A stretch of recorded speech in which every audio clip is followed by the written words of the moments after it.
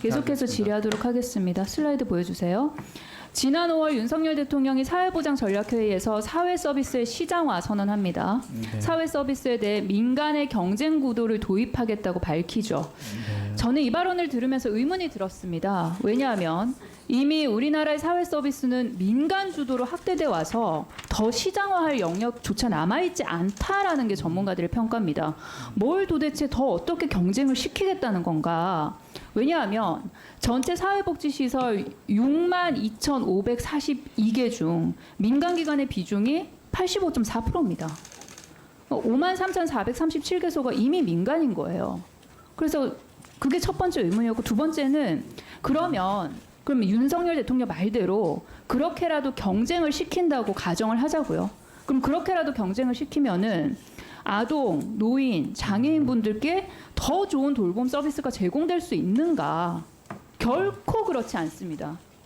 시장화의 여러 가지 문제들 중에 하나가 바로 산간 벽지와 농어촌 지역으로는 서비스 공급망이 전혀 확산이 되지 않는다는 것입니다.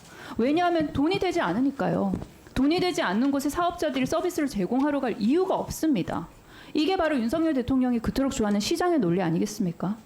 산간 벽지와 농어촌 지역에 거주하는 대상자들은 서비스를 이용할 권리 자체를 박탈당하는 셈입니다. 결국 윤석열 대통령의 발언은 사회 서비스에 대한 국가의 역할과 책임을 포기하겠다는 것과 마찬가지입니다. 오늘 참고인으로 경북 울진에 거주하시는 발달장애인 부모님을 모셨습니다. 시장에 맡긴 사회 서비스가 무슨 폐해를 낳고 있는지, 또 발달장애인 지원 제도의 현실은 어떤지 그 실상에 대해서 낱낱이 밝혀드리겠습니다. 김신혜 참고인 앞으로 나와주세요. 네. 예, 먼 길 와주셔서 감사드립니다. 간단히 자기소개 부탁드리겠습니다. 저는 경북 울진에 사는 장애인 부모 김신혜라고 하고 저의 딸은 27살 발달장애인입니다. 뭐 여러 가지 이유이지만 제가 농촌에 27년, 8년 살면서 저희 딸하고 살았는데 오늘 농촌 이야기를 하라 하니까 사실 되게 기분이 슬펐습니다. 감사하기도 하고 힘들었습니다. 네. 네, 감사합니다. 현재 자녀분께서 받고 계신 정부의 발달장애 서비스가 있으신가요?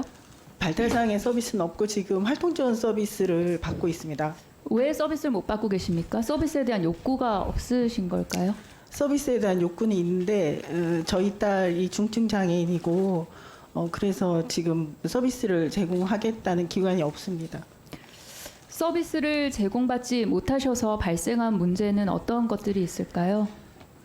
첫 번째 이제 저희 딸은 학교는 통합교육을 다 받았습니다. 초중고 통합교육 받았고 학교 다닐 때는 아무런 문제 없이 수학여행까지 저희가 외국으로 다 다녀오고 그렇게 했는데요. 20살 이후에 이제 사회복지 서비스는 전혀 받지 못해가지고 최근에 이제 근육이 마르고 집에만 있고 활동지원 선생님들의 도움을 받아서 뭔가 최소한의 뭔가를 하긴 하지만 사실 사회 참여가 없어서 건강도 안 좋고 갖고 있는 인지 기능도 많이 낮아지고 그렇습니다. 그래서 그것을 평생을 우리 딸을 위해서 살아온 저 입장에서는 너무 안타깝습니다. 네. 네, 더 추가적으로 해주실 말씀 해주십시오. 저는 장애인과 관련된 일을 오랫동안 부모로서 했는데요. 이제서야 농어촌 문제를 여기서 얘기할 수 있어서 너무 그건데 농촌 지역에 있는 많은 장애인들과 관련한 문제도 관심 가져주시고 서비스 좀 챙겨주시기 바랍니다. 예, 1분 주세요. 드리세요. 장관님, 저는 김신혜 참고인 진술 들으면서 부끄러웠습니다. 이 같은 현실에 대해서 장관님께서도 부끄러워하셔야 된다고 생각을 합니다. 참고인이 언급한 발달장애인 주간활동 서비스 통해 시장화가 어떤 부작용을 낳고 있는지 조금 더 구체적으로 짚어보겠습니다. 빨리 하겠습니다. 주간활동 서비스는 대표적인 정부의 발달장애인 지원 서비스고요. 가장 많은 예산이 투입되고 있습니다. 그런데 발달장애인 주간활동 서비스의 제공 기관이 단 한 곳도 설치되지 않은 지자체가 9월 말 기준 19곳입니다.